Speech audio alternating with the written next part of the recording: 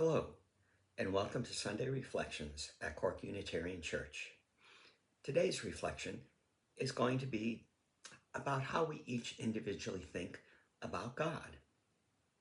You know, nowadays you can go on YouTube and you can see some very good and also some very tiresome discussions as to whether there is or isn't a God. It seems like that would so totally be a reasonable question, but that may be from our perspective as people living in modern times.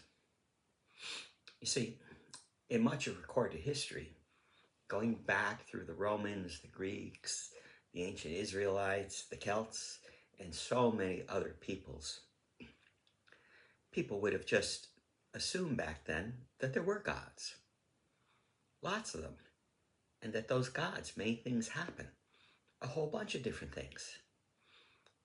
The gods made the weather. They grew the crops.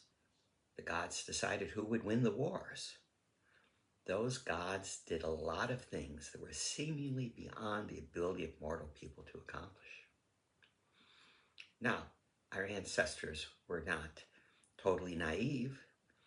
They knew that they were participants.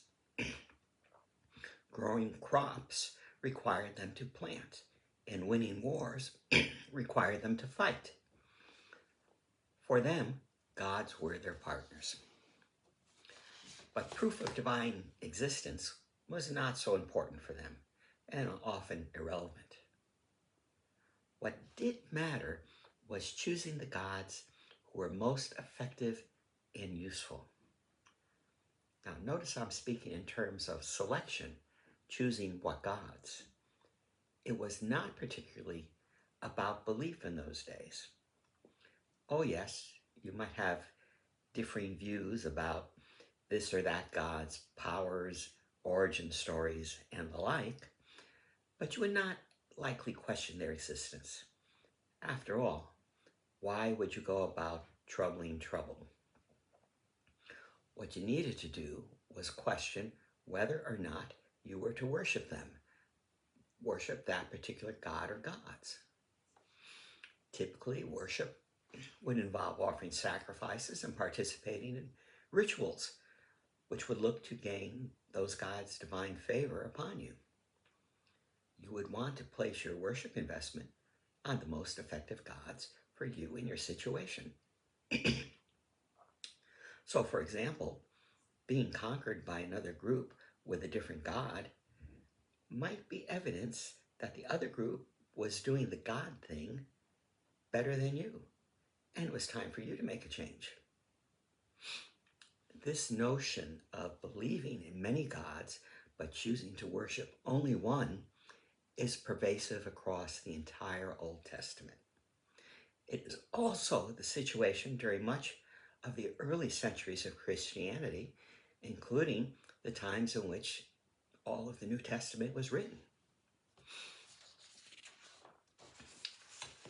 It was only after many centuries of theistic evolution that the three Abrahamic religions came to the notion that the core question is one God or no God, not a question of which God.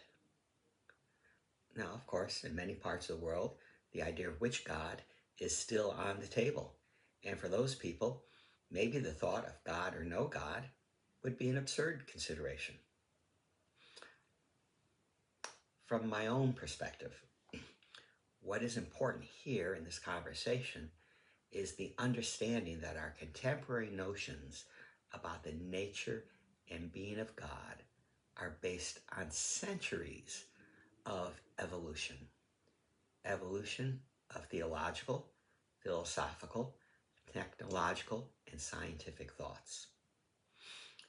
To evaluate where we are in our thinking, sometimes it helps to understand where we came from and how we are both similar and different from those who came before us. Personally, I don't care to accept the modern framing of the contemporary YouTube arguments about God or no God. I mean, if historically people, including Christians and Jews, did not agree among themselves on what God is, let alone who God is, then what is the likelihood that an atheist and an evangelical apologist on YouTube are even going to do anything approaching a meaningful dialogue? For me, it is much more important to think about the qualities that one associates with God or Godness and how those characteristics relate to me personally. That kind of approach is actually taken in an Islamic prayer practice known as the 99 Names of God. In that practice, one recites and meditates on 99 attributes associated with God's character and how those attributes relate to us. You might consider giving a practice like that a try. It won't make you a Muslim. In fact, it's even said that Francis of Assisi modeled his praises of God prayer after the 99 names of God, following his time where he stayed for an extended period with the Sultan of Egypt. It's possible that such a practice might even help you become a better Christian, agnostic, atheist, or whatever you feel you are needing to be. Amen. And now for our blessing. May we each grow closer to our own ideals that we attribute to God as we understand God to be. May we each have the freedom and courage to allow our understanding of God to grow and evolve in our own life, just as it has done historically across time and civilizations. And may we always be considerate of those whose thoughts and beliefs are in a different space altogether. And if we must challenge them, may it be not for them to adopt our beliefs, but for them to be more tolerant for the beliefs of all others. Until next time, I wish you all peace and blessings.